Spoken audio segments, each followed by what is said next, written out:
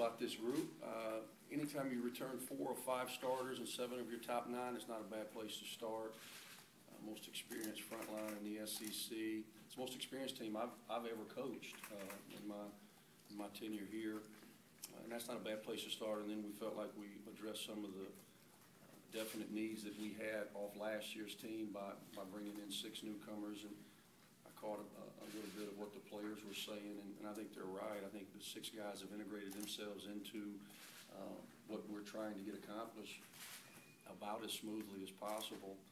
When you have 2 guys that have been through Division I practices before, obviously in Marshall and Jason Carter, it helps, but our 4 freshmen have been outstanding, and not only leading or not only following the lead of our upperclassmen, but also really taking some initiative. So, you know, 1 week into it, I'm pleased.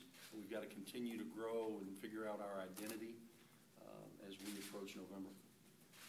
Getting that extra practice time this summer, how has that changed how this first week of practice goes? Boy, it's been invaluable, especially when you're talking about 6 of your 13 scholarship players are first-year guys, and we had all of them except Anthony Perez, who was with the Venezuelan national team. We had them in June and July, so it was great for us to have the opportunity to interact with them on the floor, to see how they respond to coaching, to put them in situations. So we were much further ahead as we approached August, and now, you know, we've been on the floor in a team capacity for just about a month leading into Friday night when we can start off officially. So we feel like we have a pretty good grasp on the different skill sets that this group brings. The thing that I think this group is different than any that I've had here is the fact that each and every player is different. I'm not sure any 2 fit in the same category. You've got a Jarvis Summers who had a tremendous freshman year, and he's really poised to have a great sophomore season.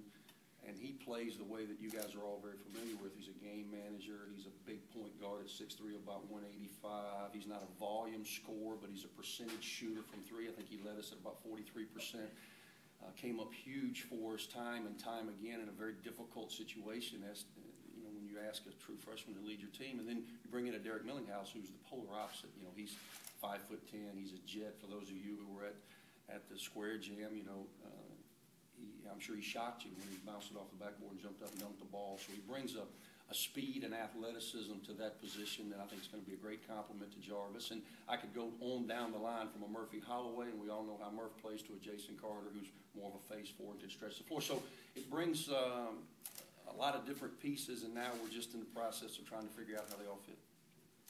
Andy, every year seniors, whoever they are, talk about sense of urgency and that kind of thing.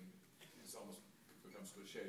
You got these 3 guys that have all been here for quite some time. They all talked about it. Do you sense that there is a different kind of urgency with these guys than maybe previous classes? Well, I think these guys are typical of seniors. You know, we talk about it. Last year's senior class was pretty small, and Terrence Henry and Stedman Short. And unfortunately, at this time last year, Stedman was hurt, if you remember, a little bit like Bear, like DeMarco, with a stress fracture that kind of puts him a little bit behind, and unfortunately he never got healthy. But Terrence really had a sense of urgency.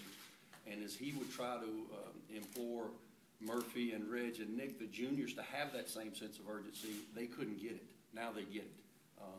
Those 3 guys understand that each and every day is the last opportunity for them to do what they came here to do. So there is a true sense of urgency. Nick Williams is probably in the best shape physically of his life. Every single day I see him in that gym working. He realizes the clock's ticking on him, and he's going to prepare himself to have a great senior year. Murph, physically, he's over the injuries now for the time being. You know, you just saw him. He looks great. He's cardiovascular-wise, he's probably in as good a shape as he's been since he's been here. And then I heard him speak a little bit on Reg, and I was glad that he sees that. You know, Reg is a guy that has unlimited potential.